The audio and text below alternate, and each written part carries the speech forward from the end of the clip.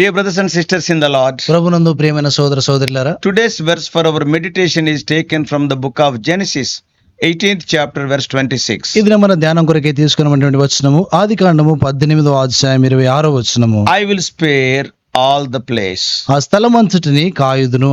In Genesis 18:26, ఆదికాండము 18వ అధ్యాయం 26వ వచనములో we see God's response to Abraham's bold intercession for the city of Sodom. సొదొమ పట్టణం విషయమై అబ్రహాం చేసినటువంటి ధైర్యవంతమైన విజ్ఞాపన నిమిత్తమై దేవుడు ఇచ్చినటువంటి స్పందనగా అక్కడ కనబడుతా ఉంది. Abraham had asked God if he would spare the city if 50 righteous people could be found there.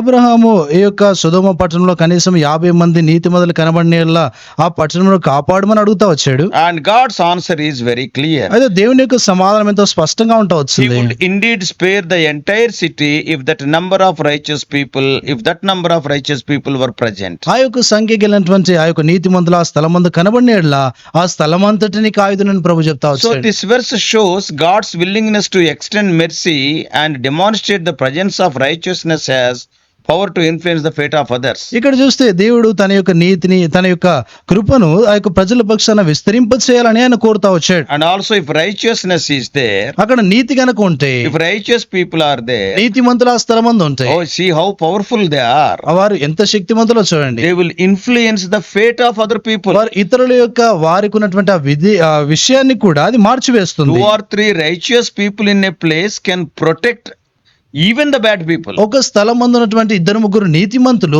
మిగిలినటువంటి చెడ్డవారిని కూడా వారు రక్షించగలుగుతారు. So God's reply reflects his character.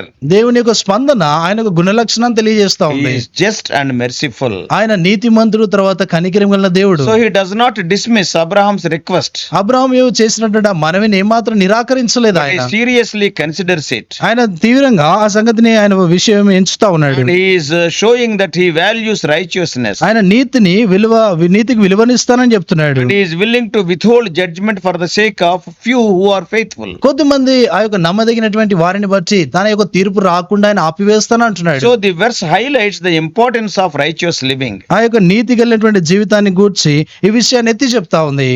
It reveals us the importance of righteous living.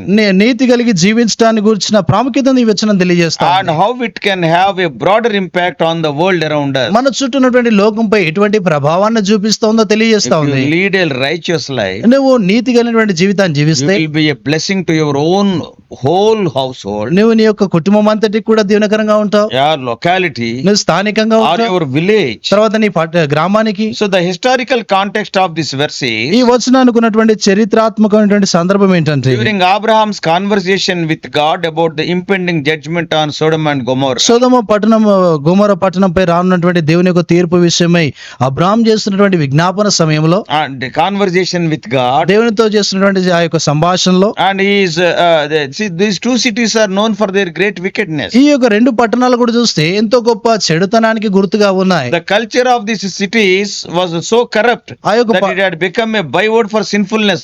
It is a synonym for sinfulness. ఆ యొక్క పట్టణంలో ఉన్నటువంటి ఆ యొక్క చెడుతనం చూస్తే ఎంతో భయంకరమైనటువంటి చెడుతనంగా ఉంటా వచ్చింది.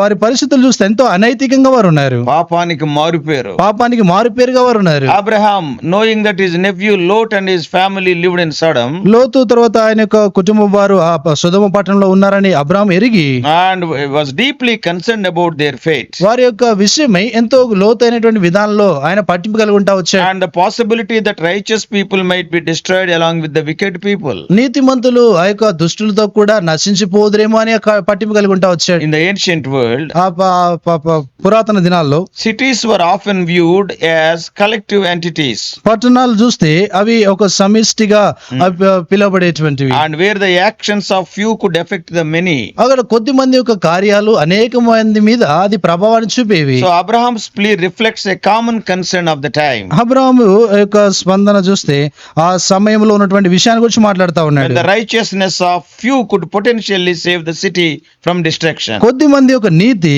ఆ యొక్క పట్టణాన్ని నాశనం కాకుండా తప్పించేదిగా ఉంది. This verse illustrates the seriousness of communal sin but also the potential power of communal righteousness. ఈ యొక్క విషయం, ఈ యొక్క సందర్భం ఏం తెలియజేస్తా How ఉందంటే, much damage a communal sin can do. ఒక సమిష్టి కలిసి ఎక్కువ మంది పాపం సమాజంలో చేసినటువంటి- ఉండే పాపం. సమాజంలో ఉన్నటువంటి పాపం ఎంత గొప్ప నష్టాన్ని తెస్తా ఉందో ఈ వచనం And at the same తెలియజేస్తుంది. time, communal righteousness, how potential power it got to save the people. అదే సమయంలో ఈ యొక్క సమాజంలో ఉన్నటువంటి నీతి ఎంతగా ప్రభావితం చేసి ఎంతమందిని రక్షిస్తుందో 50 righteous people. 50 మంది నీతిమంతులు. So theologically speaking, ఈ యొక్క వేదాంత పరంగా మాట్లాడితే this verse reveals God's mercy and justice. ఈ యొక్క వచనము దేవుని యొక్క కనికరము, ఆయన యొక్క దయను చూపిస్తా ఉంది. It shows that God is willing to spare judgment if righteousness is present. అక్కడ నీతి కనుకుంటే దేవుడు తన తీర్పు రాకుండా ఆయన ఆపివేస్తాను Even అంటున్నాడు. the righteousness may be in a small measure. ఆ యొక్క నీతి చూస్తే కేవలం కొంత మటు కొలతలో ఉండొచ్చు. So this reflects the idea that God's judgment is not arbitrary but is deeply influenced by his desire for justice and mercy. దేవుడు తన యొక్క నీతి విషయమై ఆయనతో లోతైనటువంటి వాంఛ కలిగి ఉండి దాన్ని నెరవేర్చడానికి ఆయన ఇష్టపడతా ఉన్నాడు. And the presence of righteous people acts as a kind shield against judgment. నీతిమంతుల యొక్క సన్నిధి చూస్తే ఆ యొక్క తీర్పు రాకుండా అదొక డాలుగా అడ్డుగా ఉంటుంది. Showing that God values righteousness highly. దేవుడు ఇక్కడ చూస్తే ఎంతో నీతిని ఎంతో ఉన్నతంగా ఎంచుతా ఉన్నాడు. Not only that, అంత మాత్రమే కాదు, this verse highlights the power of intercession. ఈ యొక్క వచనం చూస్తే ఆ విజ్ఞాపన ప్రార్థనలో ఉన్నటువంటి శక్తిని తెలియజేస్తా ఉంది. Abraham's conversation with God demonstrates that the prayers and concerns of the righteous can influence God's actions. అబ్రాహాము తన యొక్క చేసినటువంటి ఆ విజ్ఞాపన ప్రార్థన చూస్తే దేవుని యొక్క కార్యాలకు అది చేయటానికి ఏ రీతిగా స్పందిస్తా ఉందో తెలియజేస్తా You ఉన్నాయి. are having righteousness in your life. నీ జీవితంలో నువ్వు నీతి కలిగి ఉంటే Abraham's prayer is telling అబ్రాహాం ప్రార్థన చెప్తా ఉంది, it can influence God's actions. God can change his mind. దేవుడు తన యొక్క మనస్సునైనా మార్చుకోగలడు, ఆయన కార్యాలు మార్పు చెందగలడు. It suggests that God listens to and considers the petitions of his people. దేవుడు తన యొక్క బిడ్డల యొక్క ప్రార్థన విని ఆయన పరిస్థితులు మార్చగలడని తెలియజేస్తా ఉంది. Literally speaking, అక్షరాంశంగా మాట్లాడుతున్నాను. this verse is a part of larger dialogue between Abraham and God. ఈ యొక్క వచనం చూస్తే దేవునికి తర్వాత అబ్రాహాంకు మధ్యలో జరిగిన గొప్ప యొక్క సంభాషణగా ఉంది.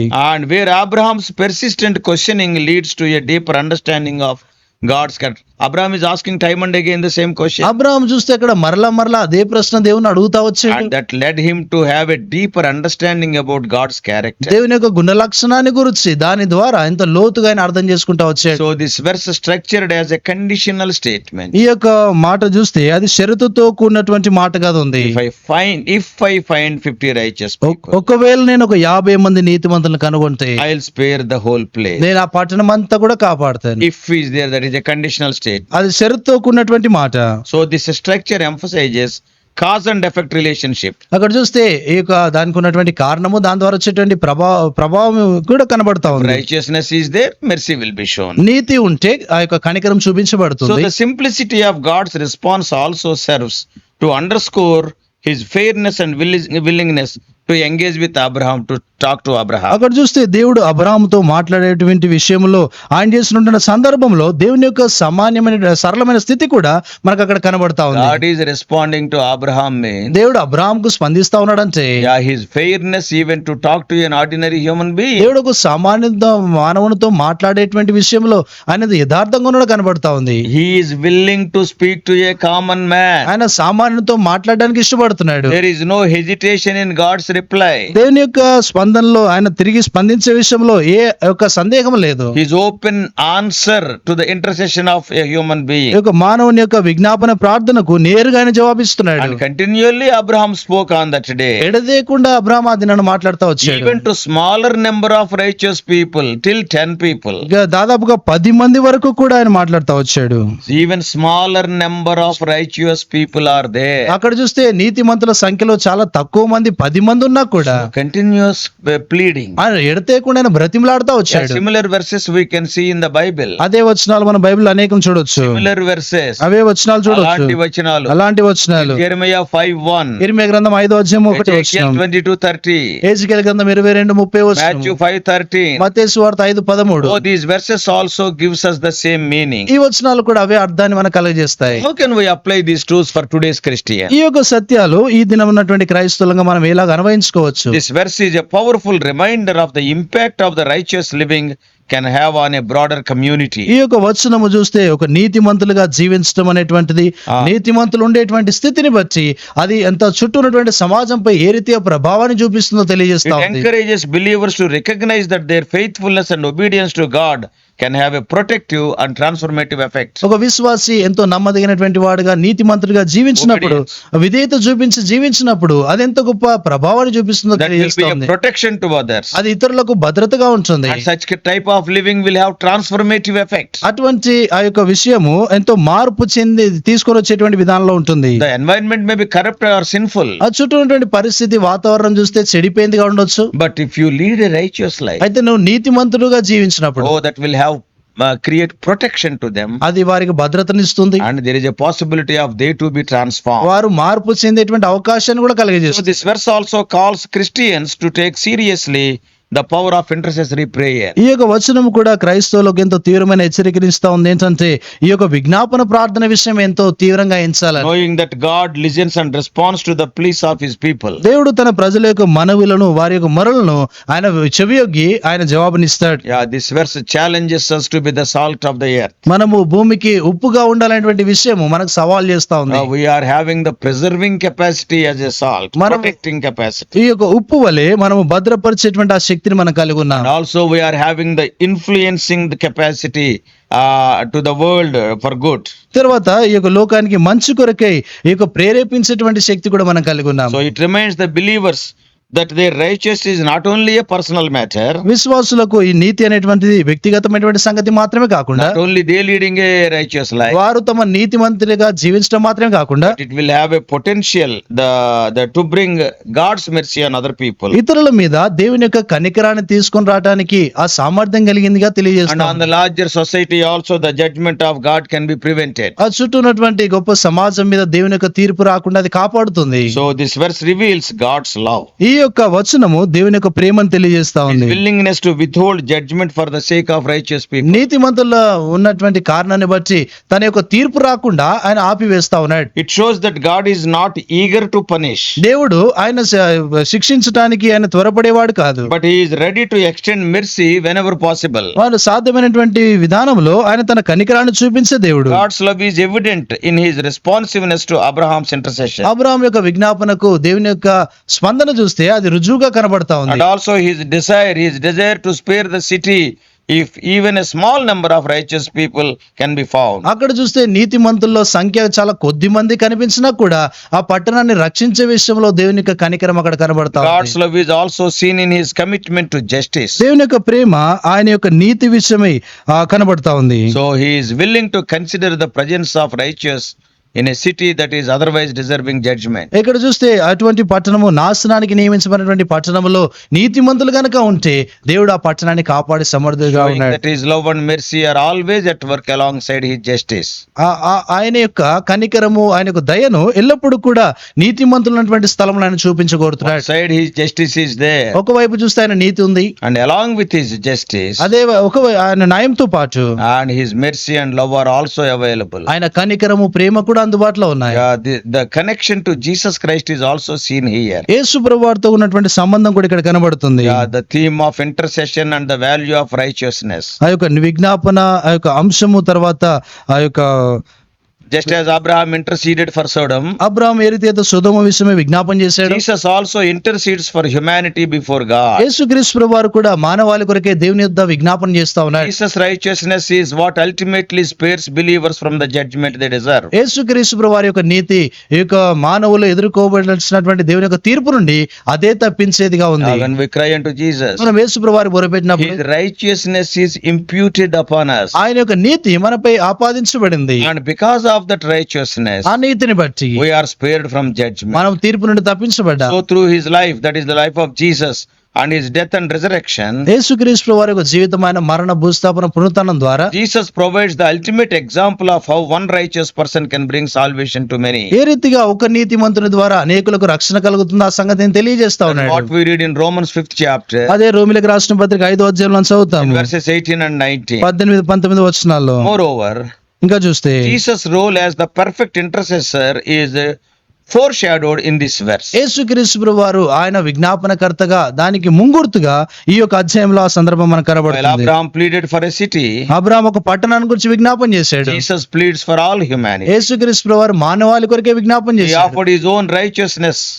తన సొంత నీతిని మనకు అనుగ్రహించాడు. The righteousness of Lord Jesus Christ is the basis for God's mercy and grace. యేసుక్రీస్తు ప్రభువు వారి యొక్క నీతి దేవుని యొక్క ప్రేమకు కనికరానికి మూలమై ఉంది. So this verse invites believers to reflect on the importance of ఈ righteousness యొక్క వచనము విశ్వాసులకు ఈ యొక్క నీతి విషయమైనటువంటి ఆ యొక్క ప్రాముఖ్యతను తెలియజేస్తా ఉంది. and the power of intercessory prayer, విజ్ఞాపన ప్రార్థన యొక్క శక్తిని తెలియజేస్తా and ఉంది. their profound influence they can have on the communities in the world. లోకం ఉన్నటువంటి సమాజంపై ఎంత గొప్ప ప్రభావాన్ని చూపిస్తా ఉందో It తెలియజేస్తా ఉంది. also encourages Christians to believe in God's justice and mercy. దేవుని యొక్క నీతి యందు ఆయన న్యాయం నందు నమ్మిక ఉంచాలని ఎంతో గొప్ప ప్రోత్సాహాన్ని ఇస్తా ఉంది. If righteous people are there, God will protect and He will show love and grace. నీతిమంతులు గనక ఉంటే దేవుడు ఆయన భద్రపరిచి వారి మీద ప్రేమ కనికరాన్ని So చూపిస్తాడు. in your house, నీ ఇంటిలో suppose if one believer is there, ఒక విశ్వాసం ఉన్నట్లయితే don't ridicule him. ఆయనను ఏమాత్రం కూడా కించపరచవద్దు. Many times we play jokes on believers. అనేక సార్లు విశ్వాసుల మీద కొన్ని హాస్యపూరితమైన మాటలు మాట్లాడుతా ఉంటారు. ఈయన ఒక్కడే భక్తుడండి. ఈయన ఒక్కడే భక్తుడండి. Do you know one thing? మీకు ఒక సంగతి తెలుసు. ఆ ఒక్క భక్తుడి గురించే నువ్వు క్షేమంగా ఉన్నావు. ఆ ఒక్క భక్తుని బట్టి నువ్వు క్షేమంగా ఉన్నావు. Because of that righteous person, God is not bringing judgment on you. ఆ యొక్క నీతిమంతుని బట్టి దేవుడు నీ మీదకి తీర్పు You తేవడం are లేదు. living as you like. నువ్వు ఇష్టానుసారంగా జీవిస్తున్నావు. Your daughter believed in Christ. నీ యొక్క కుమార్తె యేసు ప్రభువానందు విశ్వాసం ఉంచింది. Because of her prayers, intercessory prayers, you are saved. ఆమె విజ్ఞాపన ప్రార్థనలు బట్టి నువ్వు సురక్షితంగా ఉన్నావు. The moment she goes out, ఆమె బయటికి వెళ్ళిన వెంటనే the punishment of God will be there. దేవుని యొక్క శిక్షణ నీ మీదకి The వస్తుంది. moment Lot went out, లోతు బయటికి వెళ్ళిన వెంటనే fire and brimstone has fallen, rained on Sodom and ఆ Gomorrah. యొక్క సొదొమ గొమొర్రాపై అగ్ని కురుస్తా If వచ్చింది. you see any righteous person, any good believer, never ridicule him. ఏ విశ్వాసైనా ఏ మంచి విశ్వాసైనా కనబడినప్పుడు వారిని ఎన్నడూ కూడా నువ్వు కించపరచు. Many times we crack jokes on them. అనేక సార్లు వారి మీద జోక్స్ చేస్తా That ఉంటాం. is a sin. అది పాపము. Because of them, you are saved. వారిని బట్టి నువ్వు సురక్షితంగా ఉన్నావు. Because of them, you are enjoying God's grace, mercy, and love and compassion. వారిని బట్టి దేవుని యొక్క ప్రేమ కృప కనికరాలను నీ జీవితంలో ఆనందిస్తున్నావు. You also become like that. నువ్వు కూడా అలాగా You can be a blessing to others. నువ్వు ఇతరులకు ఆశీర్వాదంగా ఉండొచ్చు. Let us pray. ప్రార్థన చేసుకుంటాం. Loving Heavenly Father, ప్రేమగల పరలోకపు మా తండ్రి, Lord, we thank Thee for the value Thou hast given to a human being. ప్రభువా మానవునికి నీవు ఇచ్చిన విలువ దాన్ని బట్టి ఎంతో వందనాలు When చెల్లిస్తున్నాను. Abraham prayed, O Lord, patiently you heard, O Lord, very long prayer. ప్రభువా అబ్రహాం ప్రార్థించినప్పుడు ఎంతో దీర్ఘమైనటువంటి ప్రార్థన, ఎంతో ఓపికతోను ప్రార్థన వింటా వచ్చావు. We don't think that he has said immediately after 50 people, 45 people. ఆ యొక్క 50 మంది తర్వాత వెంటనే 45 మంది అని ఆయన అనలేదు. It is not a continuous prayer. అది ఎడతేకుండా ఉన్నటువంటి ప్రార్థన కాదు. I believe he has taken sufficient time to say 45 people. ఆయన చాలినంత సమయం తీసుకుని ఆ తర్వాత 45 అని చెప్తా వచ్చాడు. And after you say yes to 45, నువ్వు ఆ 45కు సరే అన్నప్పుడు he has taken much time to tell 40 because he is talking to God. ఆయన ఎంతో సమయం తీసుకుంటా వచ్చినాడు ఆ తర్వాత 40 చెప్పడానికి. ఎందుకంటే ప్రభా ఆయన నీతో మాట్లాడుతూ వచ్చాడు. Oh Lord, from the number 50, Abraham came to number 10, it must have taken hours. ఆ యొక్క 50 యొక్క సంఖ్య నుండి 10 సంఖ్యకి వచ్చే దానికి సమయానికి చూస్తే ప్రభా ఎన్నో గంటల సమయం తీసుకుని It is not that much easy to talk to God. దేవునితో మాట్లాడడం అంత సులువైంది He has కాదు. taken all the courage. ఎంతో ధైర్యం వహించాడు. Hours together they were patient to hear the prayer of Abraham. గంటల తరబడి ఆ యొక్క అబ్రహాం యొక్క ప్రార్థన వినే విషయంలో ఎంతో ఓపిక కలిగి ఉంటా వచ్చావు. Oh Lord, help us to pray. ఓ ప్రభా ప్రార్థించడానికి మాకు సహాయపడు. Not only that, అంత మాత్రం కాదు, whatever people may say, help us to have this righteousness in our lives. ప్రజలు ఏమైనా కూడా మా యొక్క జీవితాల్లో ఈ నీతిని మేము కలిగి ఉన్నట్లుగా చేయండి. 4 or 5 righteous people in a family or one righteous person in a family can protect that family. కుటుంబంలో ఒక 4-5 నీతిమంతులు లేక ఒక్క నీతిమంతుడు ఉన్నా కూడా ఆ కుటుంబాన్ని వారు 2 కాపాడగలుగుతారు. or 3 righteous people in a village can protect that village. ఒక గ్రామంలో 2-3 నీతిమంతులు ఉన్నాయట్లా ప్రభా ఆ గ్రామాన్ని వారు Oh, రక్షించుకోగలుగుతారు. what a power it is when we are imputed by the righteousness of God. దేవుని యొక్క నీతి చేత మేము ఆపాదించబడటం అదెంత గొప్ప ధన్యత. We will be a blessing to others. నువ్వు ఇతరులకు ఆశీర్వాదంగా There ఉంటాం. is a great potential in it. మా దానిలో ఎంతో గొప్ప సామర్థ్యం We will ఉంది. be a protection to others. ఇతరులకు మేము ఒక భద్రతగా ఉంటాం. Help us to be a blessing to the whole world. ప్రభా లోకమంతటికి మేము ఆశీర్వాదంగా ఉన్నట్లుగా చేయండి. In Jesus' precious name we pray. యేసు ప్రభువు అమూల్య నామమున ప్రార్థించి వేడుకుంటున్నాం మా తండ్రి. Amen. God bless you all. Please subscribe for more spiritual messages to the YouTube channel John Victor Telugu Messages.